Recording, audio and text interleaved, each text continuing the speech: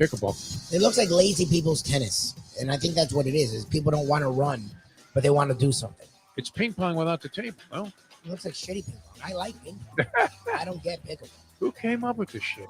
Are there stars in pickleball? Are there guys? Jim Sarney was pointing out some local person. I think a woman is like the number one pickleball player. And how come she's not getting more attention? Because the game sucks. Has that replaced shuffleboard in most of these like 5-star senior residences? It looks like a senior game. It looks like you want to be active. From Century Village, right here in Pembroke Pines, it's the National Senior Pickleball Championship. And today, Irving Schwartz is going to go out there. Irving's undefeated now in singles and doubles. And Saul Bernstein. The B'nai B'rith is backing today's event. Never mind. I don't think we'll see a lot of old Jewish people at Century Village playing pickleball. Is there a demand in front of the Homeowners Association to put in some courts? Take out the shuffleboard? They have tennis courts there. My mother was always telling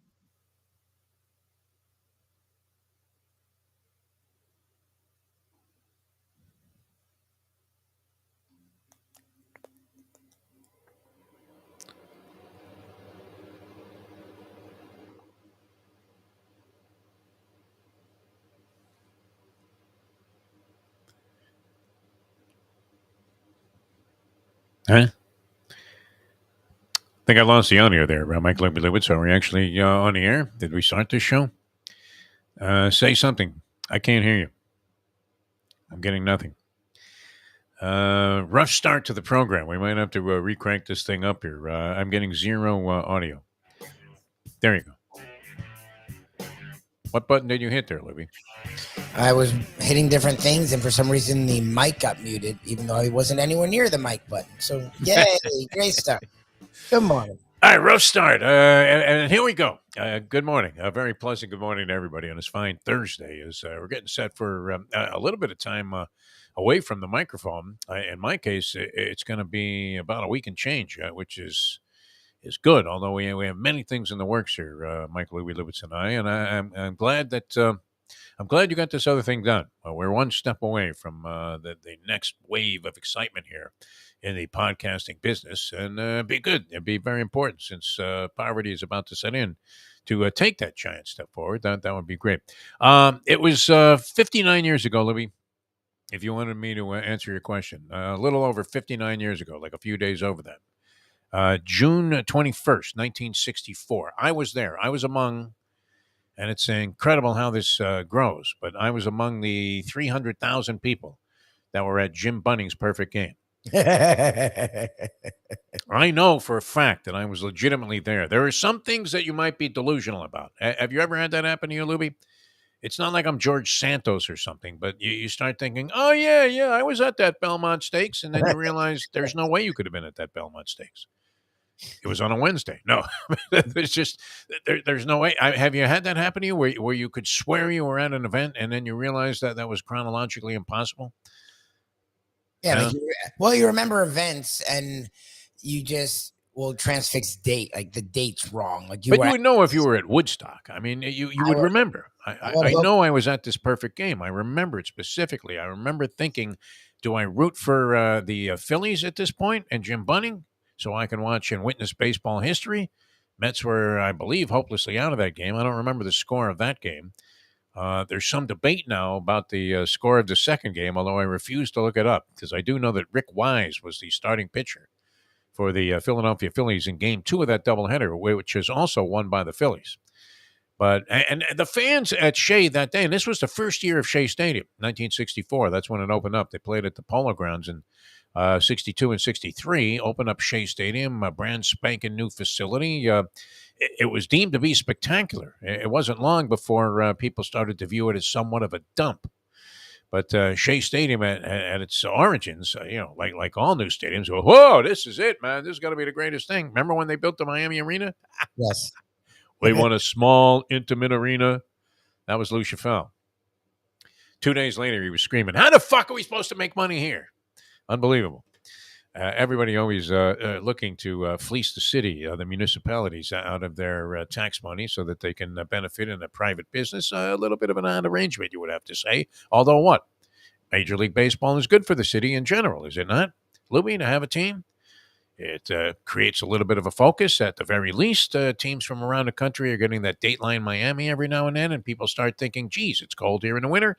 Maybe I'll move to Miami. Is it beneficial? What do you think, Lubie? Having a Major League Baseball team, Oh yeah. is it in the long run a overly beneficial thing to have as opposed to looking at Mayo would be a good guy to talk to about this. He used to examine those kind of parameters about how stuck is the city. It was a Billy Corbin special too, right? Where you started to look at the numbers and you realize, my God, if they build this Lone Shark Park, we're finished. We won't be able to eat in 2047. But I don't know. You would think from an identification standpoint, does the fact that Minnesota has a baseball team encourage you to want to go to Minnesota, Louis, and spend some tourist dollars? No. No, oh no, I don't know about the tourist thing. I'm talking about from like a resident standpoint. Having more things here better to me. I mean, like it gives you more things. I'm thrilled that we have it. I'm glad we have it, even though I haven't gone to a game in a couple of years. I agree. Still enjoy watching it on TV. It's nice to have a little identification point. Look, we're talking about the Marlins. Who would have thought that? We thought we were going to be in for like a 2-month drought until we could start analyzing who's hot and who's not in training camp.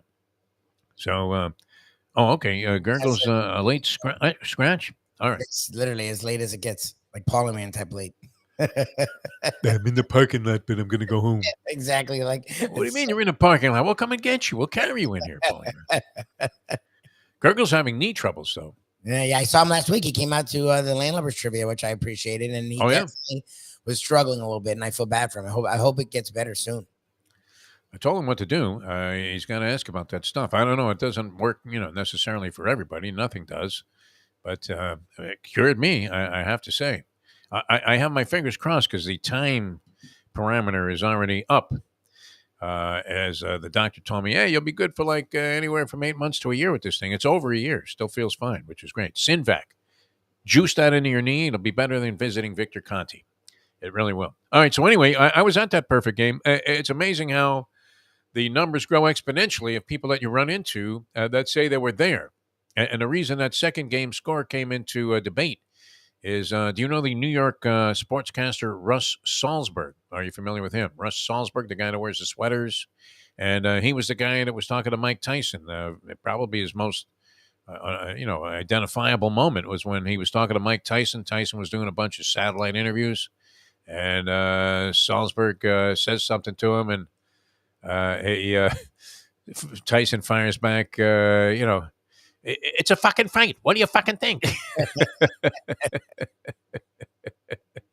And he starts cursing and swearing, and Salzberg tells him to have a nice fight, Mike.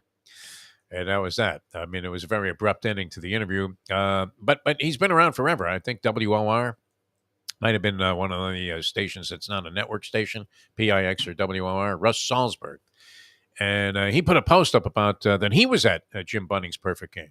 This wasn't in reaction to the perfect game last night. This was about a week or so ago. And I wanted to, sort of feel out and see if he was really there. So I said, well, and the second game was won by the Phillies 8-5, and he said it was 8-2 that he was there. So am I wrong about that? I don't know. For some reason, I remember like an 8-5 score in that second game. How insignificant is it unless we do the trivia challenge? Pretty insignificant. All right. But I mean, it is significant to have witnessed something like this. No? Yes. To be at a perfect game. 59 years later, Lubie, I still remember it. I can envision myself trying to figure out, should I start rooting for the Phillies and rooting against my beloved New York Mets, who we had seen through a 40-120 season in 1962. And as I recall, it wasn't exactly a quantum leap forward in 1963, same bunch of stiffs. And here they were getting perfectoed against in 1964 in their new ballpark. And at what point do you start rooting for the other team, Lubie? Do you root for history over your affection and affiliation with the home team? When do you turn on your own team? See, now in Hialeah, that was a good thing. That was why that was such a perfect spot for South Florida. I've said this many times. because in Hialeah, you started rooting against the guys that you were rooting for in the first round and the second round sometimes. And it was vintage South Florida sports fan where, most of the people are rooting for the other team. But this bothered me back then. I was much more of a purist as a fan. I couldn't fathom the idea of rooting against my own ball club. And yet I wanted to see history being made. I was 13 years old at the time, or right around there. And what do you do in that spot, Lubie? Would you be rooting for somebody to break it up with 2 away in the ninth inning? If you were watching the Marlins and there was a guy going against them, Kershaw's throwing a perfect game against him, are you rooting for Kershaw to get the perfect game? Or are you encouraging that last hitter, John Birdie, to lay down a bunt and try to beat it out just to beat the system? I was gonna it's weird because these days I may say screw it and root on history. I feel like in my younger days I was very competitive, so like I'd rather my team play it out to the end. Yes, Maybe not a bunt. Don't be that was my basic nature. Like, not only let's find a way to fuck up this perfect game, but let's come back and win the game. Yeah. I mean, a 2 lot away, nobody on ninth inning, 0-2 count on the batter. I want to see it go the other way. A lot of the time, these perfect games, it's like a 2-0 game. So not only can you end the perfect game, you still have a chance to win. To me, you try to win until the last, the clock strikes 0. Look, my team last night, we were getting killed. We're down 7 with 45 seconds left. I'm not like, all right, kids, let's pack it in. Like, you play until the end. I mean, like whether it's Little League or especially the pros, to me, we've seen crazy, especially baseball doesn't have a clock. No clock. So you can go and go and go and go. Like, to me, I don't know, in my youth. Now, when you get older and you realize your team sucks ass, like maybe you'd rather see history because at least you got to see something cool instead of your suck ass team winning a meaningless game. I don't know. Like, well, if your team's going to lose, then you may as well see the perfecto. Yeah. But I at that time, I really had, a conflict going, an internal conflict, because I was thinking, well, yeah, I'd love to see a perfect game, but I'm a diehard Met fan, man. I can't root against these guys. I'm hoping like Jim Hickman comes up and knocks one out of the park. Jim Sarney with a challenging trivia question here. I do know the answer to it, Louie. Do you? I think David Wells? David Wells had a perfect game. David Cohn had a perfect game. And, of course, the classic, Don Larson in the World Series. Yeah. The other 3 guys that had perfect games for the Yankees. Domingo Germán had been horrible going into this game. There was no reason to even have the slightest suspicion that you were about to witness baseball history. And that brings up the magic question. Maybe we're on this by Tommy Hutton when he joins us here in about 15 minutes on the show. And that is, does a perfect game count if it's against the Oakland A's? This year's version of the Oakland A's. In the Joe Rudy days, yeah, that would have been quite an accomplishment. But this year's version of the Oakland A's are so bad, and we talked about this on Defo on 5. The ridiculous, insipid, insane concept of putting an asterisk next to a record to qualify that there's some other condition that was in play. But in this case, it might be merited, no? If you were ever going to put an asterisk, take that thing away. Come on, Ford Frick, you prick. Take that asterisk away from Roger Maris. Is that actually in the record book, or is that just something that people assume they did? I don't think they actually did it. I don't know. I mean, maybe I've never been to the Baseball Hall of Fame. I don't know if they literally have. I mean, has anybody ever seen the baseball record book? Yeah, I don't know. Is it at the Hall of Fame? Like, I don't understand how that works. Because where is it? Who has it? This concept. Yeah. Like I'm like, it's like when we talk about it all the time when they take away wins. Because the mythical book, Bobby Bowden now really feels 14 less. Like, I mean, come on. Like, it's fucking stupid. Reggie Bush got the Heisman. We all saw him get the Heisman. Like, I don't give a shit what you do to him after. Like, it's like being stripped of a title belt in boxing by the World Boxing Council, a very reputable and credible organization. And you're thinking, these guys are going to call somebody else out for something they suspect smacks of fraud? You have to be kidding me. By the way, good lawsuit there. Countersuit by Donald Trump. Convicted in a civil court. How can you be convicted and then of sexually assaulting a woman, and now he's suing her for defamation of character? That's actually the definition of not defamation. Like defamation is when it's not factually true. If you're convicted in court, whether you believe it or not, it doesn't matter. Court is like literally you talk about litmus tests. Court is literally the line in the sand. When in court you're found something, that now stands forever unless you win an appeal. But it was a civil court. I don't even know if you appeal a civil decision. Like, what's the record for a case being thrown out?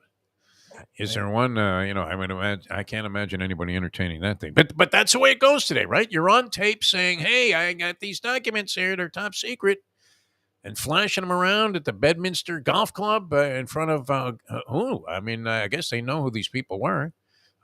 People that were writing an autobiography of one of Trump's aides, and now after 16 different stories, the Trumpster says. It was bravado on my part. I probably shouldn't have been doing that.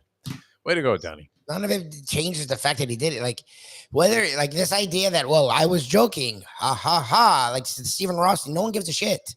Like, context actually doesn't matter in that regard. Like, you just doing it. Again, we talked about it. It's the definition of treason. I'm not saying he was selling secrets to the Russians, which we know he did at some point. Like, it was pretty clear he's working with goddamn Putin.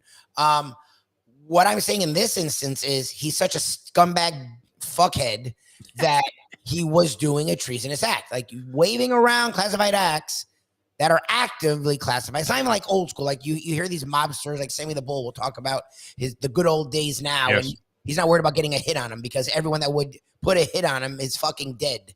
No, I'm not. It was actively classified. Like it was an incident that was still in the works that could have had people's lives could have popped up, yeah, for sure. That he was waving around saying. So whatever, that's what he doesn't get is, yes, when he's in front of a crowd, they yell, "Yay, Donald!" That's how he's dealing with in these legal incidents. Like he's dealing with actual people who work in courtrooms that only go by the book. Like you saying it and admitting you saying it. It's been a very liberal book, though. I mean, the guy would be in the slammer already. This other guy that was exposing secrets, the young kid that was putting them up online and was just doing it for kicks. Guess what?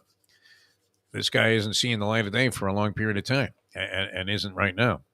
Crazy stuff, though. I mean, at what point do you just say, hey, listen, enough is enough? It's crazy. I don't mean to dive into this too heavily because it's so absurd that you're thinking it's not worth addressing anymore.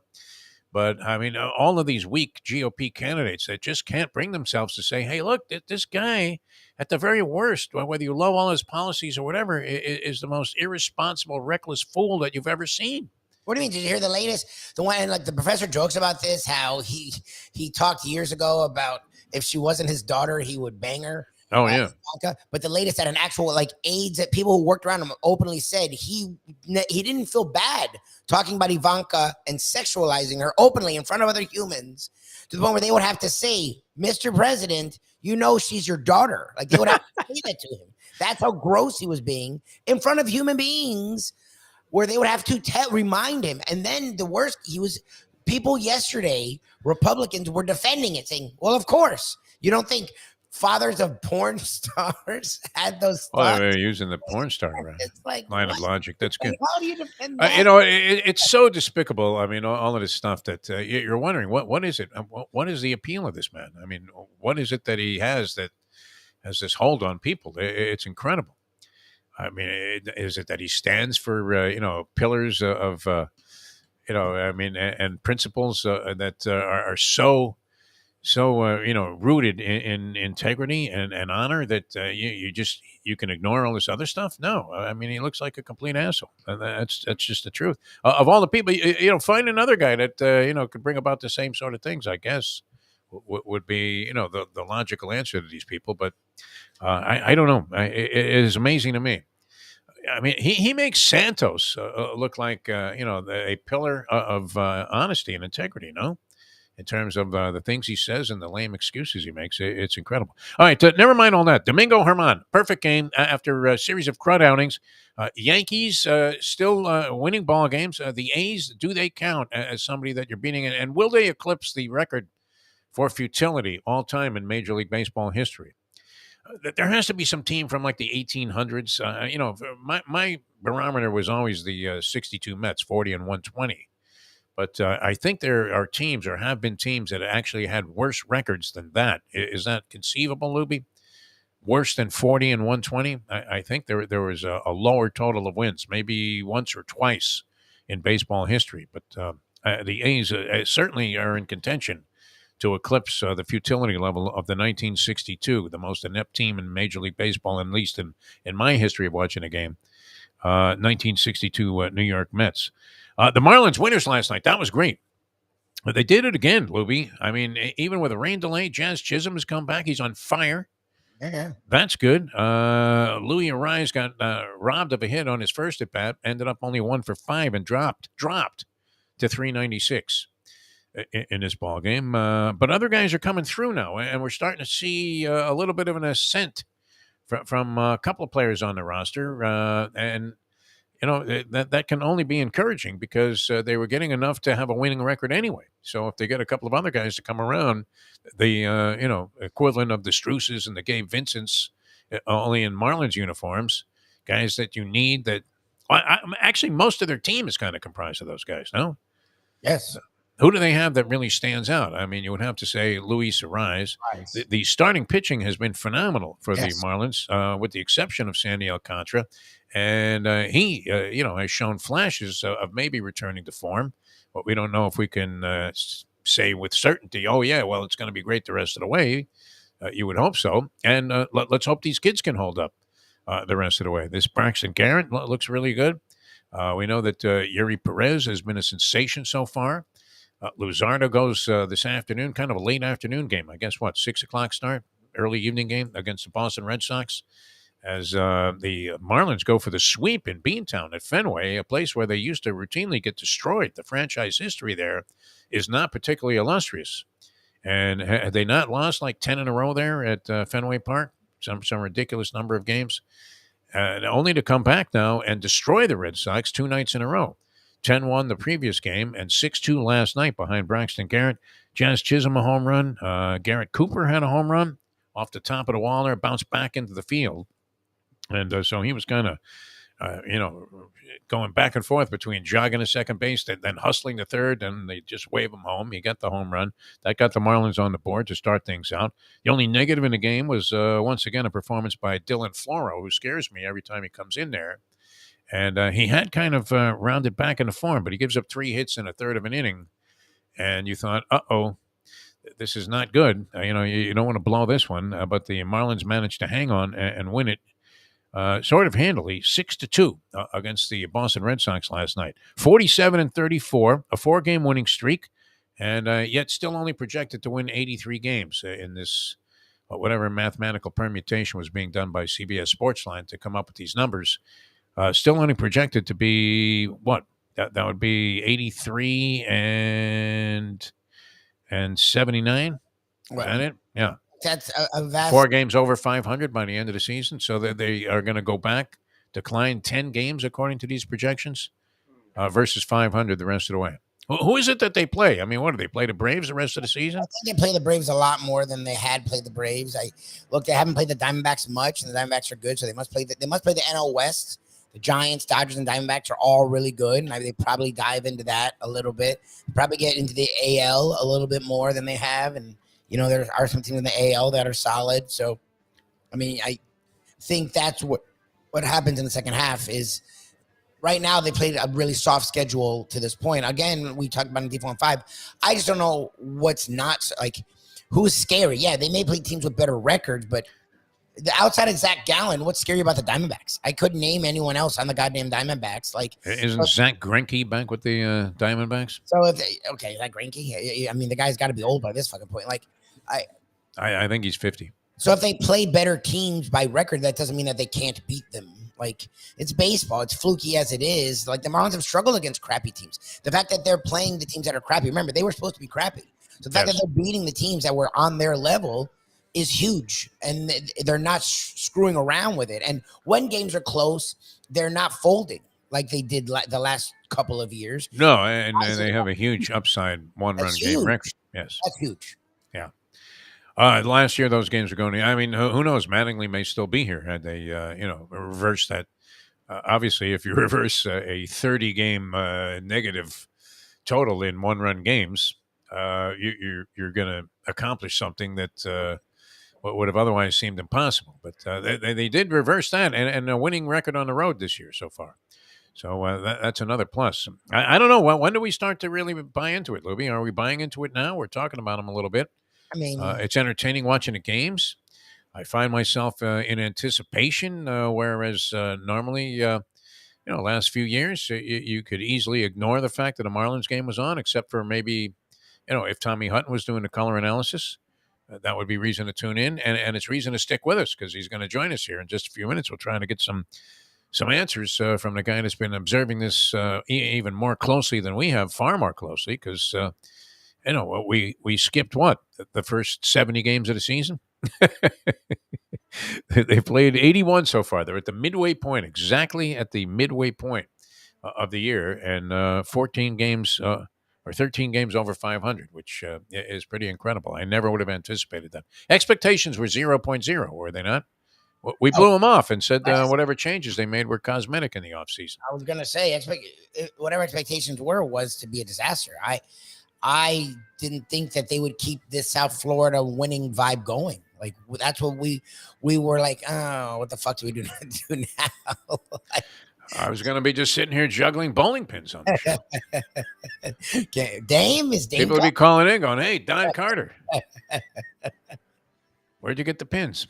From, which bowling house? Does he still own everything? I mean, he's long gone, but does Don Carter still own, like, all of the land in South Florida? I don't know if he owns any of the bowling alley. Every bowling alley that I know used to be a Don Carter isn't anymore. Yeah. So I don't know what happened there, but I don't know if he has an imprint in South Florida really anymore. I have to say, I was so excited when I met Don Carter. I met Don Carter when I first moved to Florida. And believe it or not, we had a bowling event here, a Pro Bowlers Tour event. And I loved bowling when I was a kid. I mean, I watched all of that Chris Schenkel stuff with Nelson Burton Jr., and I was in like a bowling league on Saturday mornings with the Police Boys Club, and I couldn't wait. I mean, I counted the minutes until we could get out there on the lanes, and then waited around, did whatever, and made sure I was in front of a television set on Saturday afternoon when the great Carmen Salvino, Don Carter, Dick Weber, I mean, all of the giants of the game, Billy Whaley. Who am I missing there? The left-hander who was brilliant. And I can't believe his name escapes me now. It was one of the greats of all time. You had, characters too. You had trick shot artists. You had all kinds of guys out there. They used to be smoking and drinking while they were competing. It was fantastic. I remember Andy Varapapa. You remember this name? Andy Varapapa. He was the guy that would take two bowling balls and make the 7-10 as they crisscrossed. He was great. Unbelievable. But, yeah, I loved it. And when I met Don Carter, I mean, it was like meeting, Willie Mays or any sporting icon. Couldn't believe it. A very lovely wife, Paula Sperber Carter, was also a pro bowler, and I was friendly with her for a while. She was doing some charity work that we were, helping her with. But yeah, Don Carter, icon. And then I realized later on that he owned all of the land in Florida, it seemed. He had all of these bowling alleys, but then whenever they were building something new, it was like when the land was purchased from Don Carter. Like, holy shit, man. Remember they were competing for like no money back then. I think the winner got like $2,500 for winning a bowling tournament. And Schenkel would be, well, here's a check for $2,500. You're thinking Andy goes through that in a half hour at the track. Yes. What are you talking about?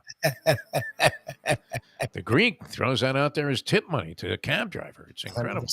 Yeah. I guess it would be a limo driver in his case. All right, we're coming back with Tommy Hutton's going to join us. We're so happy about that. We love Tommy.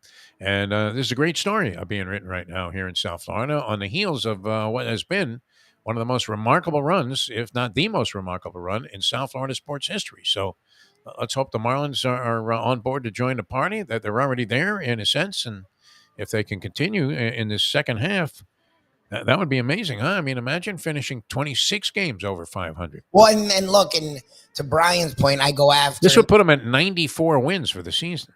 I don't like the overall moniker South Florida has bad fans. I think we have weird fans. I think we have strange fans. I think the South Florida sports market is weird and strange. You and I have said that for years. I can't fight that. It's different than any other place. It really is. They're bad. I don't know what a bad and a good fan is. I just don't I don't spend money on stuff, but people call me a great fan because I'm a lunatic. But am I because I'm not willing to put my own dollar behind my fandom? I don't look. People don't. It's expensive to go to a sporting event. It's expensive to buy merchandise. So if you can't afford it, that makes you a bad. I don't know. I don't believe that you have to go to games to be considered a good fan. But anyways, I don't like that. But to his point, the Marlins attendance it takes them usually to be in like the second round of the playoffs before people go. Yes. So I think it's cool that already, and it wasn't playing the Phillies or the Red Sox or the Yankees. They were playing the fucking Pirates that don't have fans in their own goddamn city. And they were getting 20 to 25,000 in June. Okay. So to me, I think this winning stuff is actually waking people up to, oh shit, we do have sports here. Yeah. And I think that's cool that we're already getting fans. No matter when they won, you didn't get fans in June. I would say this. It's a good experience going to these Marlin games. When I've gone, I've always said, "Hey, why don't I go more often?" And then, they're fun. They're fun. They're putting we said if they put a fun product on the field, you probably could get fucking fans there. And that's what you're seeing. Like they score. The pitching's been great. The games move along with this clock. They actually play a little bit different kind of brand of baseball where they're getting people on the base paths. There's a little bit of action. They're hitting the ball up the middle, man. Just stroke it right up the middle. That's the most basic thing. You're in a slump, try and just bang one right back through the box, right? That's the way to do it. All right, we're going to come back with Tommy Hutton. We'll get some real answers instead of all of this speculation by Lubie and I, who were bandwagon jumping fans, in a moment. Now although we've been with it for a long haul, man. We went through a lot of pain and suffering with our various campaigns to see the Marlins accomplish the over in 3-4 straight seasons. Back with Tommy in a moment. Now 7:35. Ponies in Style at Champions, the outstanding simulcasting room at beautiful Hialeah Park. Yes, the grand old lady of thoroughbred racing has never been more vibrant, and you can wager on the races from the top tracks around the country while enjoying a cocktail at the Brass Rail Bar or any of the fine food served throughout the facility. If poker is your game, you're covered in style, and you can play all your favorite Vegas-style games, including blackjack, craps, and roulette, in Hialeah Park's sizzling hot casino. Get a player's card when you walk through the door for all kinds of generous amenities, including our favorite, free play, when you come out to the ultimate casino and entertainment destination, Hialeah Park.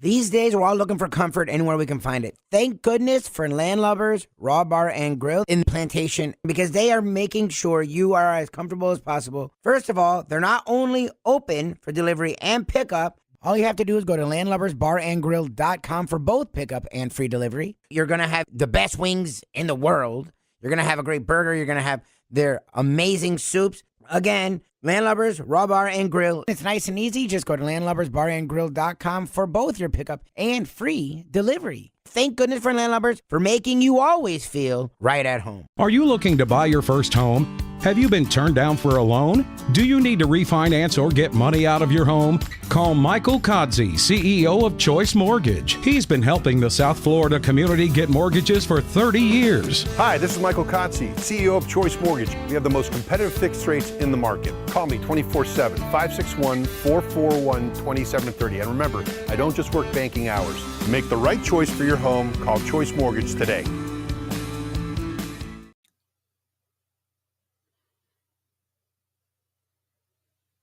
Neil deGrasse Tyson. When you look at the exploration and what's going on today, I mean, what was your reaction to what was there on Mars? Were you expecting to see like an Arby's franchise up there, or did you have a pretty clear picture of what they were going to find? No, but at least a Starbucks. Come on now. The only way to get your morning started is with Defo, joined by Lubie, right here on The Defo Show. Welcome back to the show. Great to be with you here on South Florida Live, The Defo Show. Jeff DeForest, Mike Lubie Lubitz, and among our favorite guests and a real gentleman. It's always great. He classes up the show every time he makes an appearance here. And I always love getting the thoughts and getting a chance to talk a little baseball with the fantastic color analyst on the Marlins broadcast. The great Tommy Hutton joins us here on the show. Tommy, how are you, my friend? How have you been? Beautiful. I've been great. I'm just happy to know that you have recovered from your Father's Day fall. Happy to know that. So hope you're in good shape now. Hope all is good. And you know what? With the Marlins, for the first time since 2009, 13 games over 500 at the halfway point, too, when you think about it. All is well in South Florida with baseball. They're playing great ball. It's been fun. I mean, you know as well as I that there have been a lot of dog days. And the fact that they've gone 22-8 their last 30 games has put them in a real nice position. Well, and there are many reasons why this is happening, not the least of which, especially if you track the month of June, the starting pitching has been phenomenal, among the best in Major League Baseball, and in some categories, the best in Major League Baseball during that span. Yeah, you're right. I think I just read a note that the starters in the month of June, the ERA is 2.80, so you can't beat that too much. And I also want to make sure you and Lubie vote Arise and vote. Yes, because we want Luis Arise to start at second base in the All-Star game. Here's a guy he's one of the most fun guys to be around. He looks like he's having a great time. He's got a great routine. I mean, just little things. I mean, we know he's flirting with 400 right now. He's on an 11-game hitting streak, hitting about 480 during that time. So it's just you got to vote for Luis Arise. I don't like to divulge my age, Defo. You know that. Well, we know you're older than me, which is that's all. all. I'm older than you. Yeah. You know I'm older than you. But even I figured out how easy it is to vote online. So hope everybody does that. Now, I mean, how could he not be? I was always very sensitive to this, being the baseball purist I was as a kid. And I always felt like the guy that was having the best first half of the season should be the all-star at that position. And, of course, we've seen it many, many times where you get the token vote, and Cal Ripken's hitting 260, but he becomes a starting shortstop because everybody wants to see him. How could he not be the leading candidate, though, flirting with 400? And it's not like he's doing this on a handful of at-bats. Yeah, well, I think he is leading, but it's by a narrow margin. And I understand this. Ozzie Albies of the Braves is having a good year. There's no question. He's got more power. He's a more power hitter, and certainly a larger fan base with the Atlanta Braves. And the Atlanta Braves are the best team in baseball, in my opinion, right now. So that's the competition. And the irony is that last year, Ozzie Albies was beaten out by Jazz Chisholm Jr. at second base for the All-Star game. So it would be ironic if Luis Arias could beat him out this year. I was lucky when I was first getting involved in sports coverage as a sports writer, a couple of weenie newspapers out in California. I did cover a lot of then California Angels games, and that was at the time where they had Rod Carew. And you would watch this guy, and he was sort of at the end of his career. I mean, it wasn't like he was right there in his prime, which, of course, he experienced with Minnesota. But, and you watch this guy hit, and he was just so smooth. You're wondering, how the hell is this guy doing this? And are there not similarities? I know the comparisons have been made, but doesn't Arise have a very similar type of stroke and approach as the great Rod Carew? Absolutely. And there's some great stories about that because with Luis Arise coming up in the Twins organization, he used to talk a lot with Tony Oliva and Rod Carew in spring training. And then I was told a longtime TV broadcaster with the Twins, Dick Bramer, told me that Arise and Carew struck up this relationship. And Carew, I believe, lives in California. But when he was with the Twins, he would love to watch all the games when Arise would come up and bat, just watching him swing. So there's a great connection there, and there are some similarities, yeah, without question. Is that, I mean, hitting is contagious, or so they say, although it hasn't always been in recent years with the Marlins, and maybe negative hitting is also equally contagious. But has there been any influence, have you seen? Because I noticed, and this was alluded to, and I'm not sure if it was you that was saying it or, one of the broadcasts, that the Marlins are taking advantage of just punching the ball through the middle, which is the most basic thing in baseball. If you want to try and, get out of a slump or generate some hits or, you got two guys on base, second and third, just bang one right back up the box there. Are you seeing more hitters being influenced by Ariza's approach on this roster? Well, yeah. Well, first of all, hitting is as contagious as free food is to you and Mike. You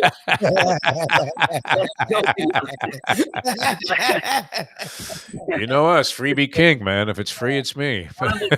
One of the things, yeah, you want more, give me 4.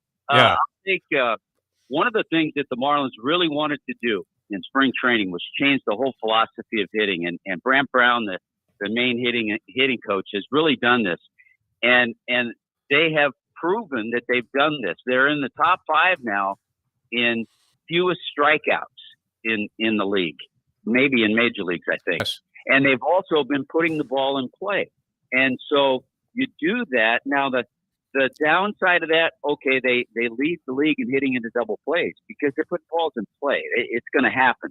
But the downside is you put the ball in play. A great example was last night, the little chopper after the rain delay, a wild pitch, 1 run scored. And then Segura, instead, he didn't strike out. He hit a little chopper over the head of the pitcher. Shortstop couldn't get to it, and 2 runs scored because he put the ball in play. Yeah. And this is why I think fans have really enjoyed watching this ball club.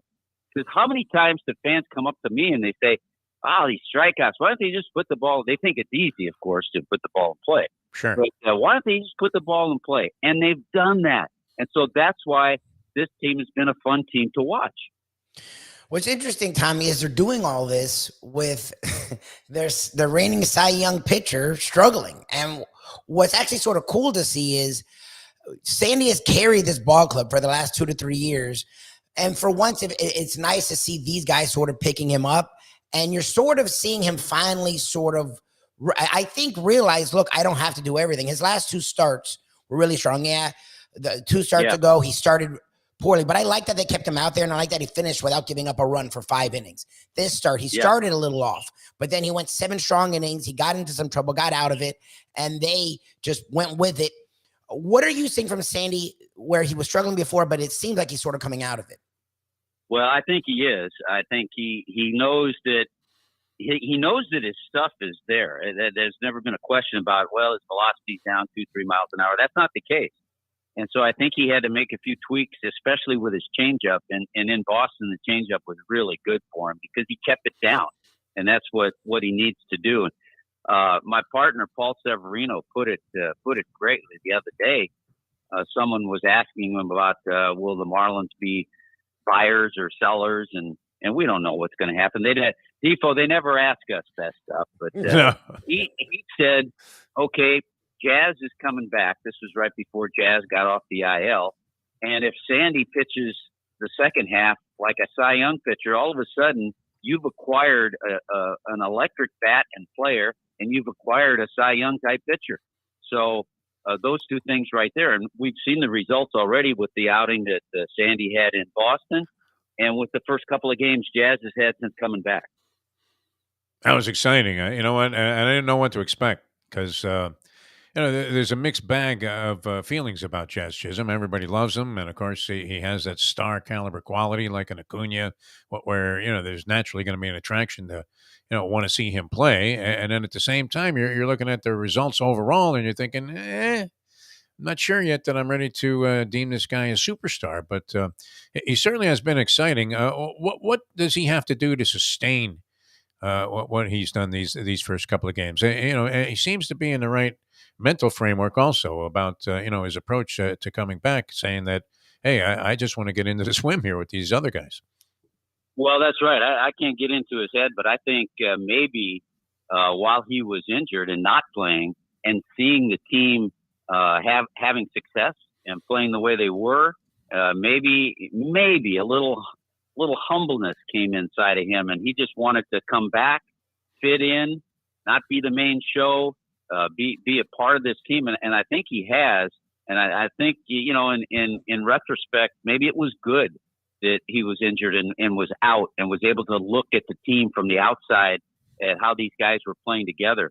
And so if he fits in like that, all of a sudden you've got a possible Gold Glove center fielder. You've got a guy with power. You saw a home run last night. You got a guy who can give you some speed on the bases. So he's a dynamic player. He hasn't proven that to me on a consistent basis yet because he's had some injuries. So you want to see him have that consistent run, and this is a great opportunity for him and the team to see him do that. Tommy, the last couple of years, they've really struggled in close/one-run ball games. This year, it's the definition of night and day. Like when they get in a close game, you almost assume they're going to find a way to win. What is the biggest? I know they went out and got some arms that have definitely solidified the bullpen. I know now Skip Schumacher is the manager, an old school salty dog baseball guy who's been around a lot of winning with the Cardinals. The starting pitching has been fantastic. They're getting timely hitting. What do you personally attribute that it's a dramatic change from years past to this season in one-run games? Yeah, they're 19-5 right now in one-run games. It's incredible. And I think part of that is just early on winning a few one-run games, all of a sudden they have the confidence. And you get yourself in the 6th, 7th inning and it's a close game. And the two things have happened. We've seen the Marlins also have some come from behind wins. And just confidence. It just builds. And when you get in that situation as a player, you're in the dugout and you're laughing and you're saying, hey, we got them right where we want them. You might be down by a run or two because in the past you've been able to come back and win a game like that. So I think a lot of it at this point is confidence. Obviously, the bullpen has had a lot to do with it. There have been some ups and downs, but generally the bullpen has really, really been solid. And that helps certainly when you get yourself into one-run games. So, and putting the ball in play instead of getting in that one-run game and having some guys on base and a lot of swings and misses. You get in that one-run game, you make contact, something's going to happen. And I think we've seen that too. Any way, to characterize other than almost impossible to conceive the start of Yuri Perez? Because I was fortunate also in my California days to experience Fernando Mania in 1981, and we loved it when Don Trell came up to the ball club there in 2003, and everybody was so excited. The whole country was, oh, wow. It was like when Mark the Bird Fidrich would make a start, and everybody wanted to see the game or see the result. How would you characterize this start for Yuri Perez? I mean, obviously sensational statistically, but what do you see there, Tommy Hutton?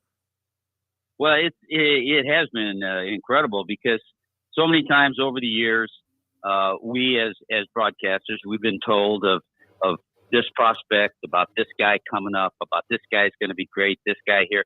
And a lot of times you don't see it. And sometimes you do.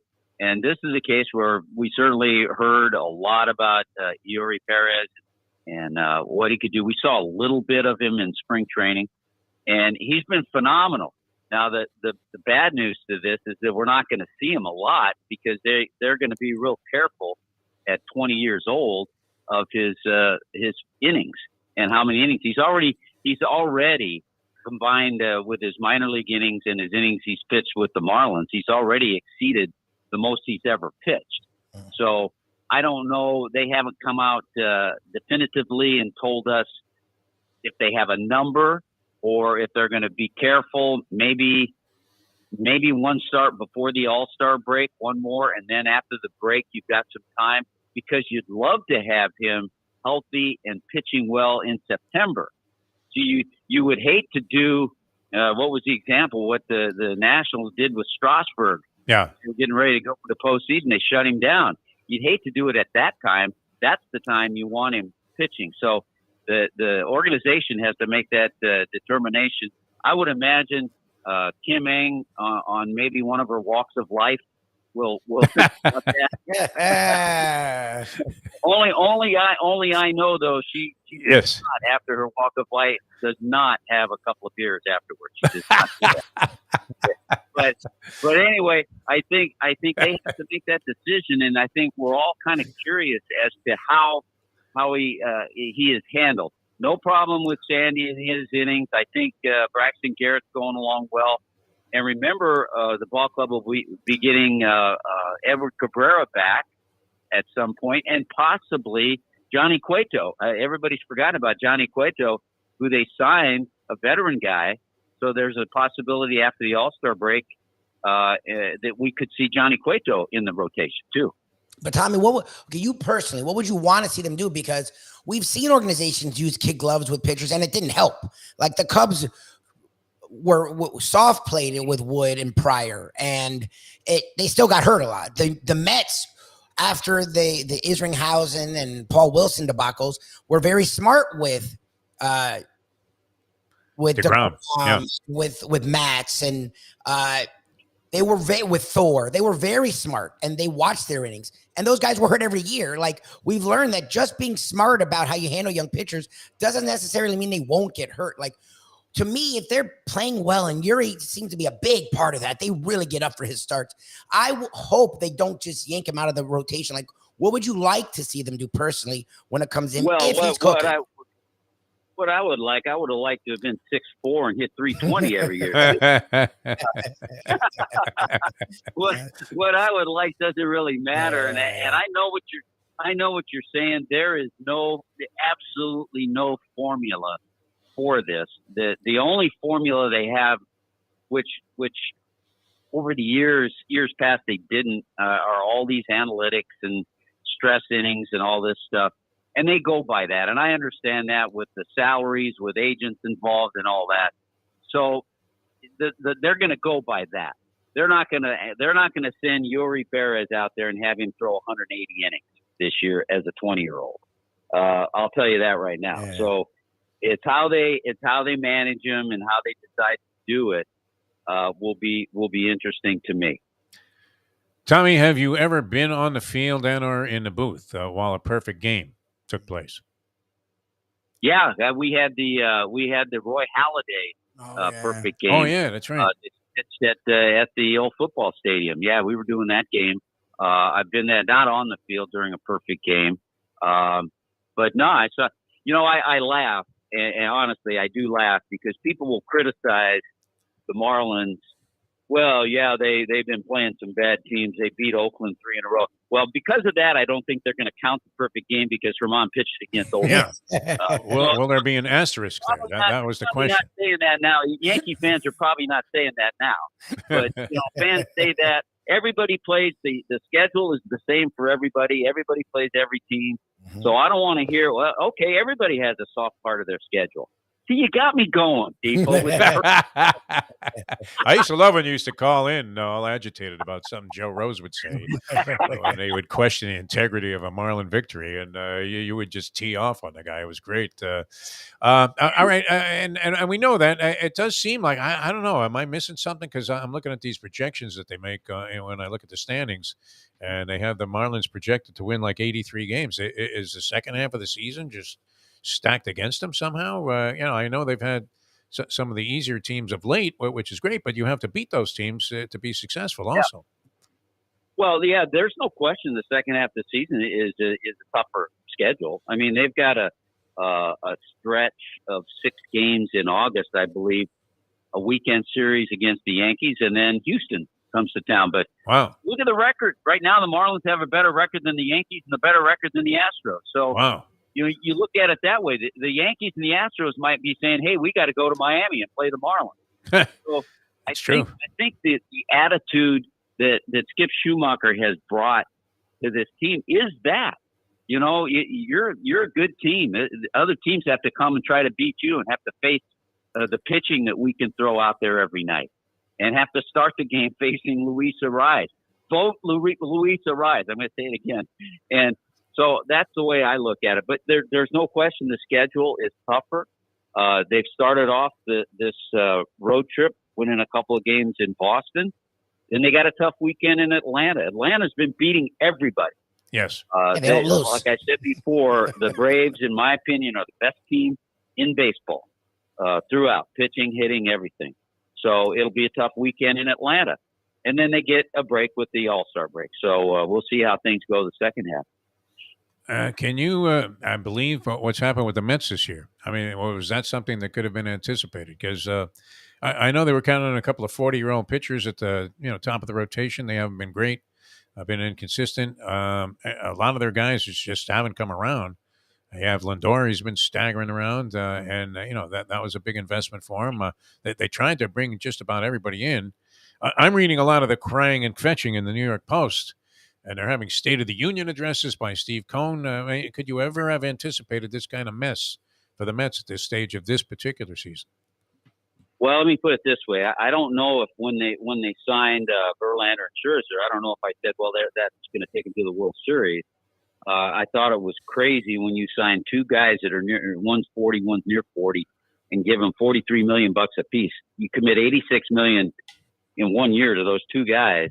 Yeah. And we all know how pitchers over the years, how it gets tougher and tougher and tougher. And I think everybody was surprised at that.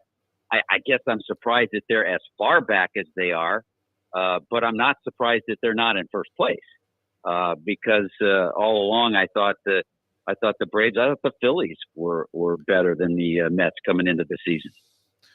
Yeah, Phillies. They got Harper back sooner than they anticipated, but yeah, they've been playing the Phillies. They lost. I would say to people, look out for the Phillies. They've been playing good right now. Better. Yeah. All right. Well, it's certainly great to be in the mix. Is there any way, Tommy? I saw this being featured last night. Severino and I think Kelly Sacco were adorning these freebie shirts. Is there any way you can put a couple aside for Lubie and maybe the Arise Vote for Arise shirts? Not that we're into getting freebies or taking advantage of the position that we're in here as broadcasters. Well, I got to check to see if they have any XXL shirts. I look like Daniel Vogelbach. And then I got to get one for myself first. And then we'll move on from there. All right, take care of number one, Tommy. That's always great. All right, it's exciting.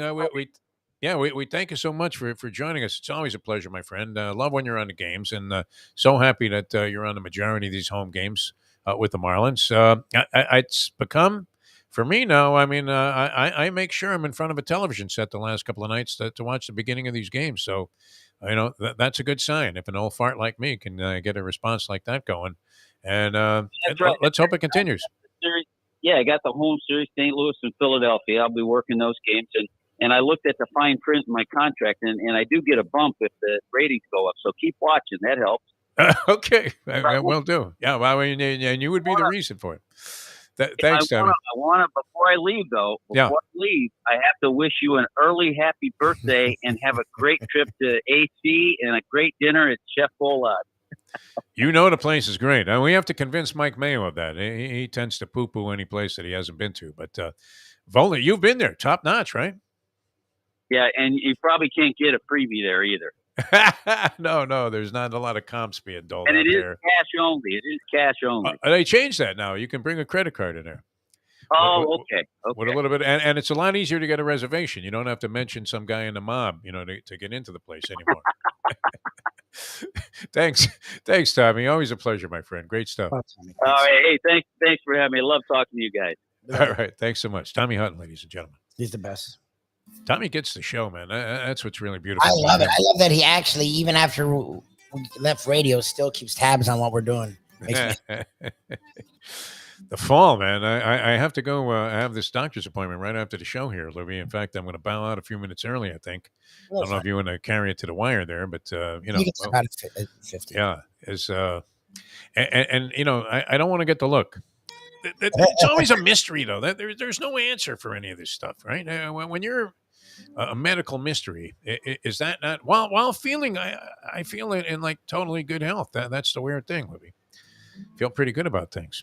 Although after dieting for a week and schwitzing my brains out on my little 4-mile walk every day, taking it in the height of the heat of the day, right? I'm out there like 1:30, 2 o'clock in the afternoon. And it takes me about one and a hook to do the 4+ miles. I'm not exactly going to break the land speed record. It's not like I'm Craig Breedlove, but somehow after like 3 days of intense dieting, pretty good, following along, very well with what I was trying to do, and walking, I guess, in those 3 days, almost 13 miles, I gained weight. You think it's the beers after the walk? It's just water weight. That's the only indiscretion, my friend. It's just water weight. I mean, like, that's why weighing yourself once a week, the same time every week, is the best thing to do. That's what I usually do. I got on a scale yesterday because they always weigh you in at the doctor's office, and I hate to be surprised, Yeah, but where they give you that look right away. You might want to shed a couple there, Def, huh? I don't know. Feel pretty good. I guess from the high weight that I was a few years ago, that anything is going to feel better. But yeah, you definitely once you get the incentive, you're thinking, okay, I want to see that number lower every day. And yeah, yesterday was a bit of a shocker there. So, but you can't eat before you do these blood tests and stuff. So I'll be coming in hungry to Aruba when we join Mike Mayo there around 12 o'clock. Hopefully I'll make it. These guys are pretty quick that I go to. My primary care physician, they don't do anything for you. They don't tell you anything. There's no diagnosis, no analysis whatsoever. It's just strictly, okay, good luck. Did they just do that? They pat you on the ass and wish you good luck as you're leaving the office there? Oh, I don't see that conversation. I feel like you know your doctors a lot more than I know my doctors. I don't know these people. They're always new people okay. at this primary care place. I don't go there that often. I mean, I only go there for like, the so-called annual checkup type stuff. Okay. Because, with Medicare, you could just pretty much zip into any doctor without having any kind of referral, which is great. Unless, you take that Jimmy Walker plan, J.J. Walker, which, hey, Dynamite, you're going to get $130 back, but you won't be able to see anybody unless they have a shingle hung in Guam. All of a sudden, you're going to, what was that place Andy Slater used to advertise? The Costa Rica Dental School. Yeah, Costa Rica. Yeah. He would advertise it here. And need knee surgery. Yeah, well, you'll be, having to include the cost of the flight to Costa Rica in your plan. But you're covered there. All right, great. Two guys that are selling suits out of the other side of the duplex and are doing surgery like they were in Hialeah. Yeah, the only doctors that are on your in your repertoire of doctors you can use would be Hialeah licensed doctors. Well, license and Hialeah, that's a whole other thing when it comes to the medical field. All right, we're coming back with more. We have a lot more to do here on the program. How deeply do you want to analyze the NHL draft, Lubie? Not at all. Are we equipped to do that? I would say no. And look, Andy's making fun of me proclaiming the Braves the best team in baseball, and I'm not shunning the Rays, but I mean, if you're watching baseball, the Braves are clearly better than the Rays right now. I mean, the Rays are 4-6 in their last 10. The Braves are not only 9-1 in the last 10. I don't want to know what they are in the last 20. I feel like it's not much different. The Braves have been consistent all year. The Rays started at a ridiculously scorching pace and have come back. And if you look at just look at the teams again, when you look at the Rays, you're like, you scratch. It's like looking at the Heat without Hero and Oladipo. Like, how the fuck is this team winning? When you look at the Braves, they're winning like that, and then you look at the roster, and it's goddamn scary. Like, Fried is like their second or third starter, and he was like a Cy Young candidate. And their lineup was already good, and then you add in a top, 5 or 10 player in Acuna. Like, they are not only winning, but then you look at the roster, and it's like, Jesus Christ. Like, they're just scary, that goddamn team. Like, and it's not to hate on the Rays. The Rays are really good. Right now, they're winning at an incredible ratio. The Braves win everyone fucking, I'm telling you, I'm frustrated. They're doing now, in this period of time in the season, what the Rays were doing at the beginning of the year. Yes, and they're doing it at the tougher time, and they're doing it every goddamn game, and it doesn't feel like they're going to let up. Like, it feels like they're on a goddamn mission. It's really annoying. The division isn't as significant, right? You play less games against a team in your own division, and you play all teams now, at least in a few games during the course of the year. How many games do they play minimum against teams that they don't normally face? No idea. But my point is, you can make fun of me for that, but I at least have an idea about baseball, especially the Braves and the Rays. Like, you hear about. No, I mean, if you're saying the Braves are the best team in baseball, right? Tommy Hutton just said it. They're great. They've been excellent. The hockey draft. Hockey draft, I was lost after the first guy. And I only heard of him because, obviously, people were saying that he was a certain to be the number one pick, Connor Bedard. After this magnificent season he had in whatever level of hockey the juniors are. Is it juniors, minor league? I don't know. What is it that they come into the draft based on play in, is it like the baseball draft, sort of? It's more organized, though. Like kids leave home at 12 and they start playing for, teams in the juniors in hockey. We have a mixed bag of results. I would say this, that during the Dale Talon era especially, the Panther drafts were less than spectacular. And often, especially after they got out of the first round, they drafted players that never sniffed the ice in the NHL. There was a long span there where you could look at their drafts and say they were just outright failures. But they have drafted some significant players over the years, including a couple that were, part of this playoff run, Barkov and Ekblad, although the questions were often more along the lines of, hey, where the hell is Barkov? Yeah, exactly. I don't know. It hasn't been great. They had no first-round pick this year. Did they trade that for the Kachuk deal? Is that where that went? He made a few moves, so I presume in one of these deals where they've gotten better defensively and they got Kachuk. I know they did a lot of draft picks in the Kachuk trade. Yeah. So.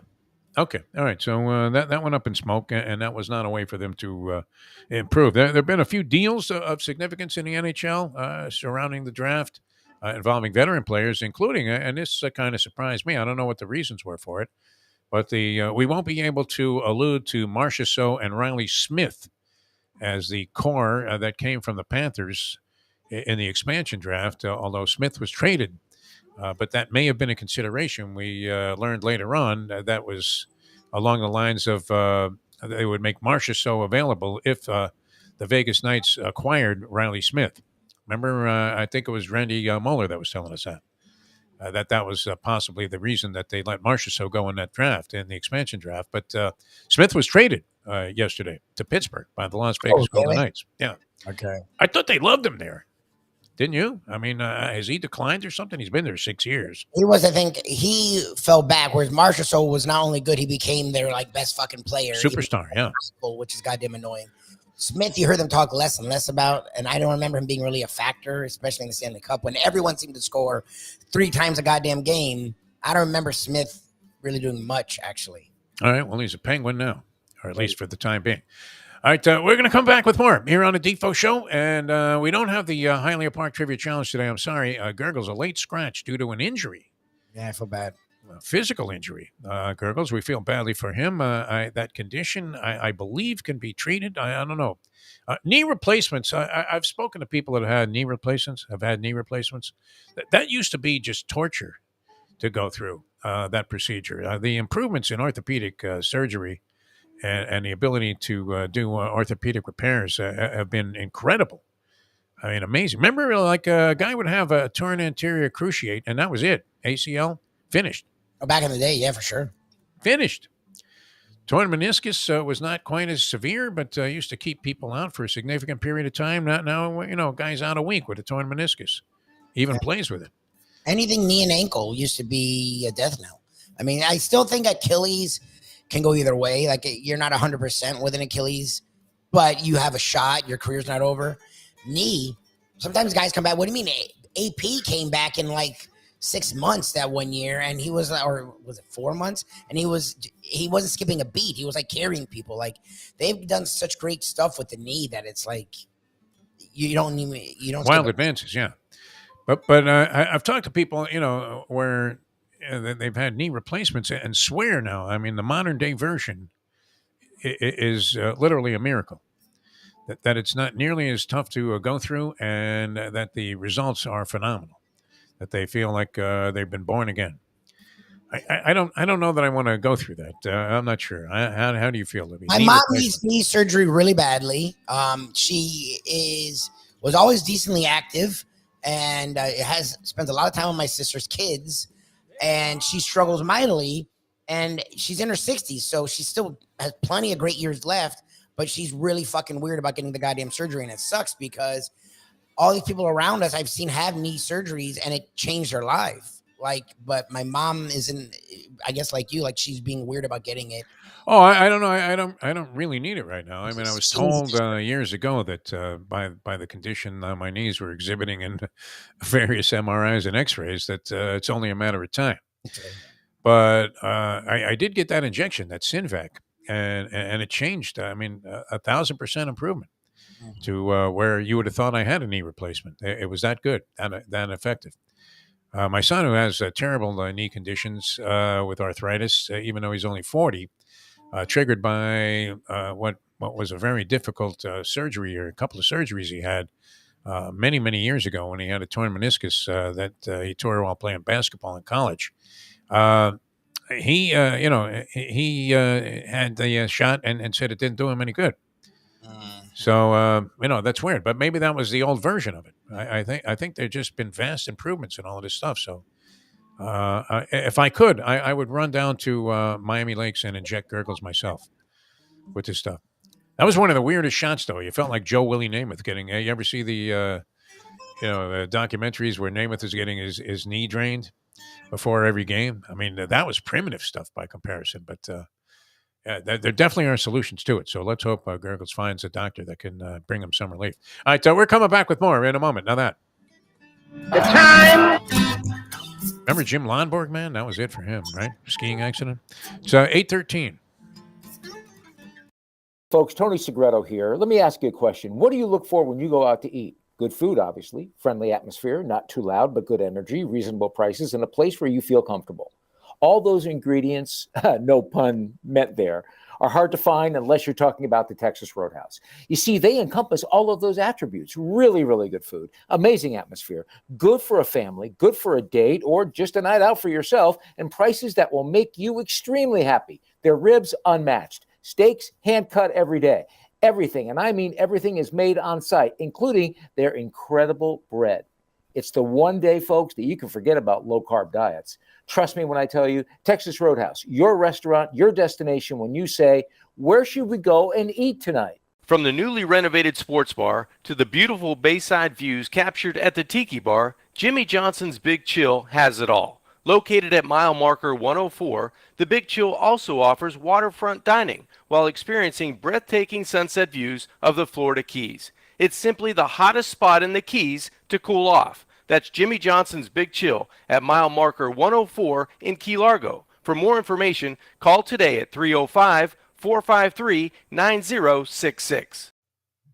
Robert Klein, a pleasure. Huge fans and been bombarded with messages and texts attesting to your brilliance and how much they have enjoyed your work over the years, and still outstanding. Thanks so much. I don't know if you have 1 second real quick. Yeah. The Bronx Olympics would look like what? I called a friend of mine and I asked him if he was watching the fencing, and he said he thought that involved moving stolen merchandise. But the Bronx Olympics, so what would be the number one event?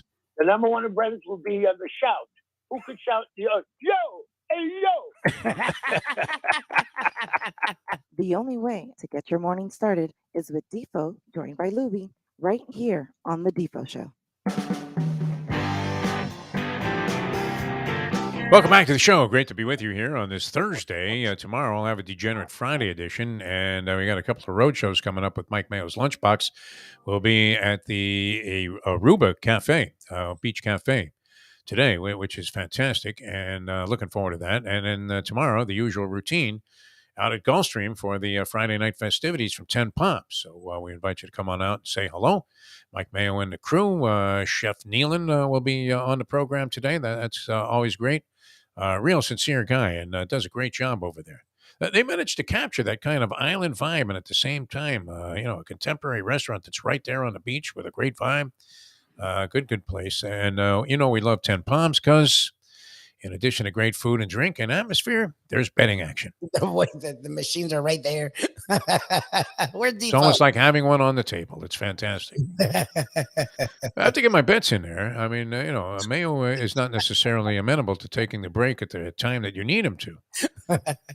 He'd be going on and on about a poker hand, and he'd like, well, I had 2 and a 5. No, it was a 3 and a 7. No, I think it was pocket 6s. It's like, who gives a shit? Sometimes, I've been doing this a long time, obviously, and there are times where you're sitting there going, this can't possibly mean shit to anybody. Why am I spending time on the air trying to entertain people by talking about my losing racing tickets? The 3 over the 4, I can't believe I left out the 6. What? There is something. I mean, there are things, I guess, that are more annoying than somebody showing you they're losing racing tickets at the track.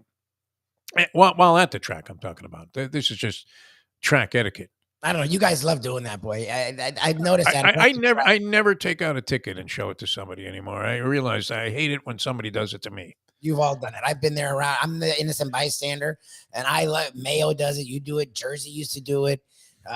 Can you believe it? I left out the 4. It's like you guys will win, and of course I believe it. You lose every day. Like, you'll talk about these races, and I'd be like, "Did you win?" You're like, "Oh yeah, I won." You're like, "What? You didn't say a fucking word about it." Whenever you guys lose, you'll rant about it for the next 2 fucking hours. Well, there are certain beats that are very hard to justify and rationalize away. The Argentine tango takedown being probably the most significant, and one that stands out on my memory bank. I mean, I've suffered other hideous beats at the racetrack, hanging rats that just couldn't get up in the final stride while you're sitting there with an ice cold $20 exacta. It's going to pay 132 a copy, and you're sitting there thinking, I got 1,300 here. No, that's the photo. Exactly. That's the only time you talk about winning is when you're like, if only. It's like, if only. But far and away, worse than having somebody showing you. I would much prefer somebody showing me they're losing tickets, as much as I have no tolerance for it whatsoever and no interest in hearing their sob story.